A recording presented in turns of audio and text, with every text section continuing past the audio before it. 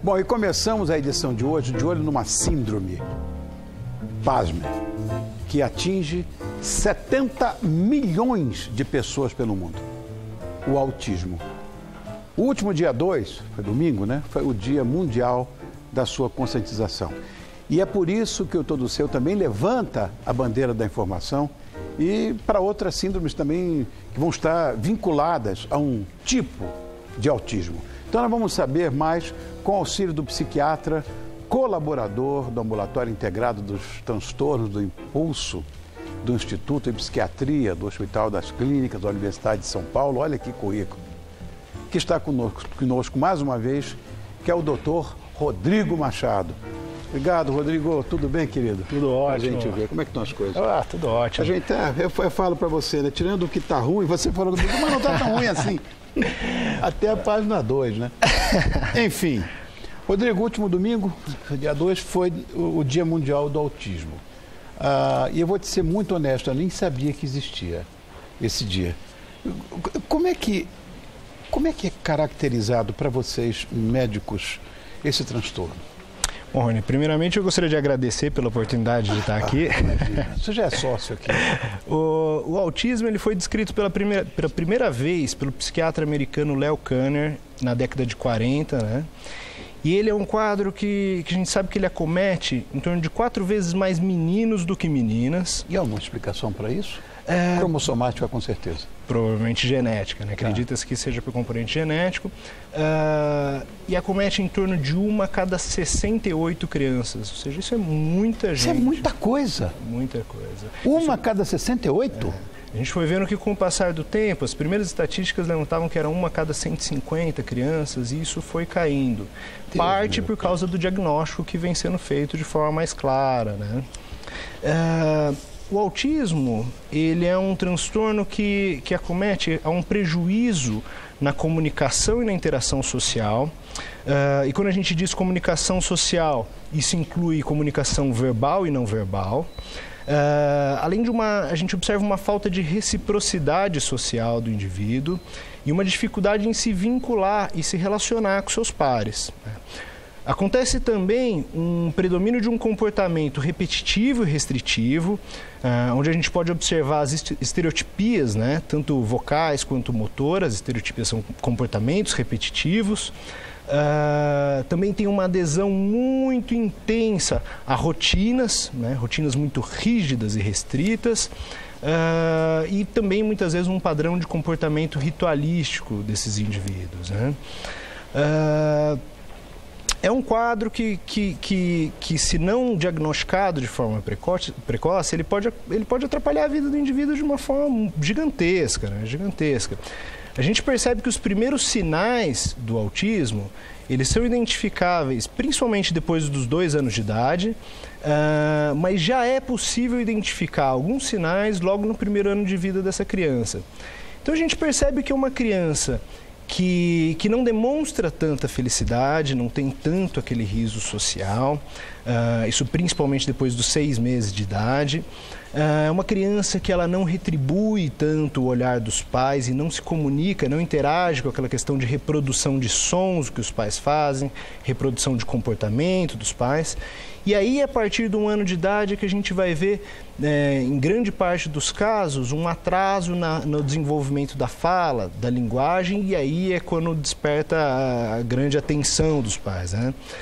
Um trabalho nos Estados Unidos, ele foi feito com o intuito de analisar o tempo médio de demora para o diagnóstico desse transtorno, né? E gira em torno de 3 a 4 anos de idade, a idade média do diagnóstico do autismo. Só que em quadros leves, quando o diagnóstico se torna mais difícil, essa idade média de diagnóstico tende a ser em torno dos 7 anos de idade. É muita coisa, Rodrigo. E isso levando em consideração que foi um trabalho americano. Você imagina no Brasil, a tendência é que a idade seja mais avançada, né, para o diagnóstico. E o que há de semelhante na síndrome de Asperger e o transtorno autista? Essa é uma pergunta muito legal. O transtorno de Asperger, ele foi pela primeira vez citado em 1944 pelo próprio Asperger, que é um austríaco. E ele faz parte desse grande guarda-chuva de transtornos do espectro autista. A gente pode dizer que ele é um transtorno um pouco mais leve, mais brando, onde não há o comprometimento na linguagem, na fala desse indivíduo, e também não há um comprometimento na cognição, que pode haver no autismo. Mas as características principais dessa síndrome estão presentes. Comunicação, né, a socialização desse indivíduo e esse padrão restritivo e repetitivo.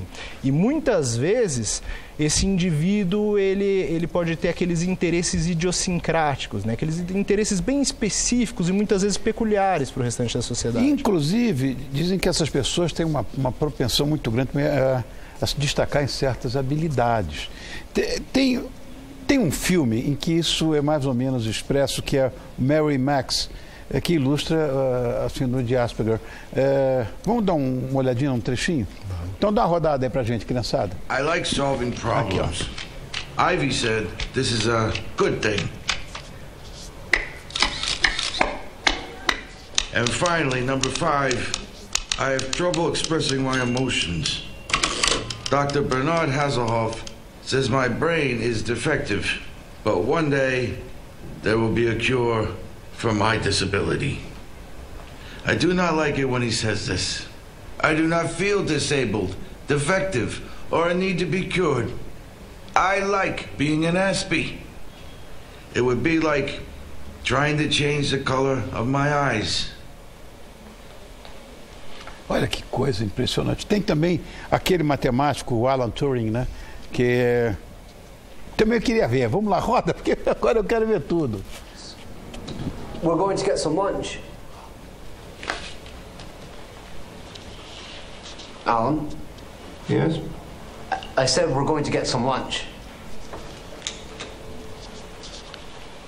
Alan? Yes? Can you hear me? Yes. I said we're off to get some lunch. This is starting to get a little bit repetitive. What is? I had asked if you wanted to come to lunch with us. No, you didn't. You said you were going to get some lunch. Have I offended you in some way? Why would you think that? Would you like to come to lunch with us? What time's lunchtime? Christ, Alan, it's a bleeding sandwich. What is? Lunch. Oh, I don't like sandwiches. Never mind. Vendo isso aí, eu sei que também eu ouvi muito falar nisso, que as pessoas que têm esse problema, isso é Asperger ou é autismo isso aí? Antes. Então, no primeiro, é um filme belíssimo, né? Que eu já assisti umas 2 ou 3 vezes e que retrata um Asperger, né? E o relacionamento dele que cria amizade com uma menina. É um filme muito bonito. Nesse segundo, fala da vida do Alan Turing, né? Que foi um grande matemático, trabalhou na Segunda Guerra Mundial, se eu não me engano. E ninguém sabe ao certo, mas acredita-se, por causa dessas características de dificuldade em habilidades sociais que ele tinha, que talvez ele fosse do espectro autista, talvez um Asperger. Agora você vê, no entanto, embora tenha essa síndrome, ou imagina-se que tenha, o cara é um craque na matemática. E eu ouvi muito falar nisso. Quando vi aquele cube lá, não sei como é o nome daquela coisa lá, que é aquele cubinho, cubo mágico. Hein? Rumicube. Rumicube. É sensacional, porque eu tenho um amigo meu que tem um filho autista que pega aquilo e faz na hora. É impressionante. Também, claro, conheço gente que não é autista que faz. Mas, olha, a capacidade de memória dessas pessoas dizem que é muito acima da média também. O primeiro filme que me impressionou nessa história foi o Rain Man, com o Dustin Hoffman. E também separei para a gente ver. Você vai comentando depois. Roda aí, criançada. Sometimes white comes down close. Stop it. Good morning. Coffee? Yes, Secretary. Sally Gibbs, Sally. 461-0192. How did you know my phone number? How'd you know that? Said read the telephone book last night. Gibbs, Sally. 461-0192. He remembers things, little things sometimes. Very clever, boys. I'll be right back. How'd you do that? How'd you do that? Kind of. You memorize the whole book? No. You start from the beginning? Yeah. How far did you get? G. G? G. God's sake. William Marsh. God's sake. You memorized to G. Yeah, G. A, B, C, D, E, F, G. G. Half a G.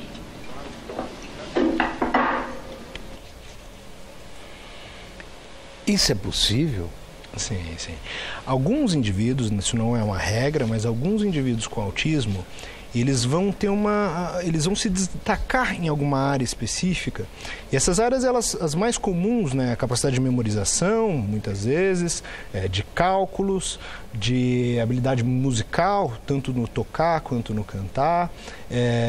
Então, muitas vezes, essas habilidades, quando elas tendem a aparecer, elas aparecem de forma precoce. Então, logo cedo, essa criança ela se destoa perante os seus pares nessas habilidades específicas.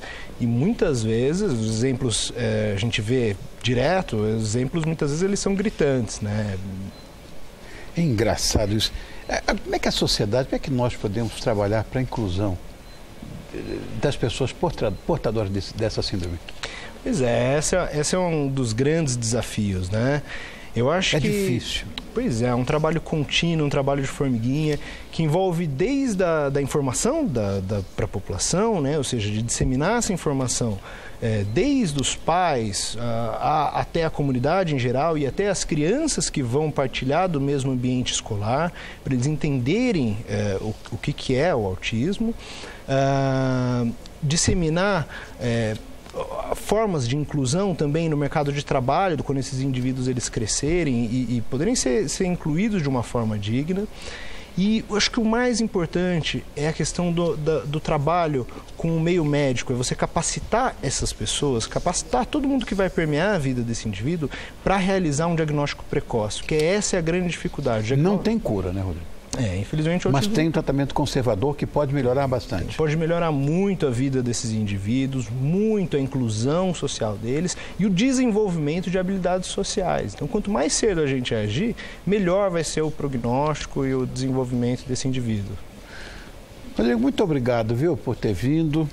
Rodrigo Machado, esse psiquiatra aqui, imagina, a gente imagina um psiquiatra de cavanhaque, óculos, aí de ver um menino desse aqui dando as cartas, acha que nem tudo está perdido. Obrigado, viu, Rodrigo? Eu que agradeço. Pareça mais. Com certeza. Tem vindo pouco. Obrigado.